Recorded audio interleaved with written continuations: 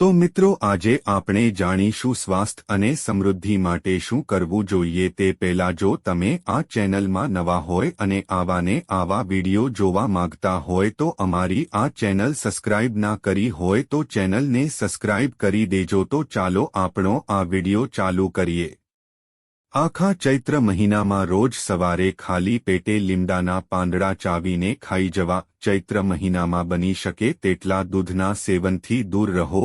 ચૈત્ર મહિનામાં ધર્મ અને કર્મ સાથે સ્વાસ્થ્ય માટે પણ તકેદારી રાખવી ખૂબ જરૂરી છે।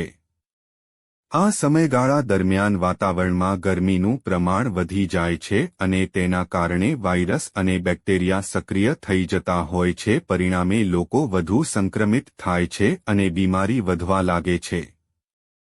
તેથી આજે તમને કેટલાક જ્યોતિષી ઉપાય બતાવીએ છીએ જે તમને લાભકારી સાબિત થશે। લીમડાના પાંદડાનો ઉપયોગ।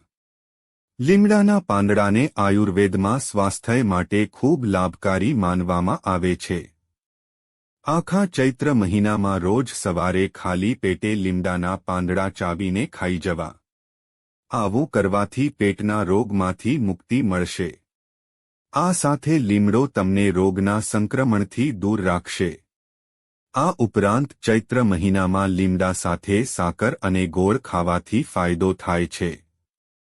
એટલા માટે ગુડ્ડી પડવોમાં લોકો લીમડા સાથે ગોળ ખાય છે।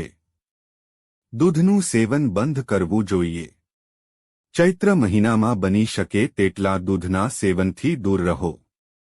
આ જગ્યા પર તમે તાજા દહીં સાથે સાકરનું સેવન કરી શકો છો। જ્યોતિષ શાસ્ત્ર પ્રમાણે કુંડળીમાં ચંદ્રમાની સ્થિતિ મજબૂત કરે છે। તેથી તમારા પેટને ઠંડક આપે છે। પરંતુ તેમાં દહીં ઠંડુ ના હોવું જોઈએ। મીઠાનો ઉપયોગ બંધ કરવો જોઈએ। ચૈત્ર મહિનામાં બની શકે તેટલા મીઠું, નમક ઓછું ખાવું જોઈએ। અને બની શકે તો 15 દિવસ અથવા નવરાત્રિના 9 દિવસ ત્યાગ કરવો જોઈએ। અને જો નમક ખાવું હોય તો સેંધા નમક ખાઈ શકો છો। આવું કરવાથી ધાર્મિક દ્રષ્ટિએ આપને શુભ ફળ પ્રાપ્ત થઈ શકે છે। તેમજ આ ઉપરાંત તમને હાઈબીપીના દર્દીઓ છે તેમના માટે થોડા દિવસ નમક હોડવું રામબાણ ઇલાજનું કામ કરે છે। વધારે પડતું ભોજન ના કરશો। ચૈત્ર મહિનામાં લોકોની પાચન શક્તિ નબળી પડી જતી હોય છે। એટલા માટે વધારે પડતું તેલવાળું અને મસાલાવાળું ભોજન ખાવાથી પેટના રોગો થાય છે। ચૈત્ર મહિનામાં અપચો, એસિડિટી જેવા રોગોની સમસ્યા વધી જાય છે। જેટલું બને તેટલો હળવો ખોરાક લેવો જોઈએ। અને બની શકે તો રાત્રે ભોજન ના કરશો। અને જરૂર પડે તો માત્ર હળવું ભોજન લઈ શકાય। પોઝિટિવ ઉર્જા માટે આ ઉપાય કરો। ચૈત્ર મહિનામાં ચારે બાજુ વાતાવરણમાં ખૂબ ઉદાસી જોવા મળે છે। પાનખરના કારણે આપણી આસપાસનો માહોલ પણ ખૂબ ફીકો લાગતો હોય છે।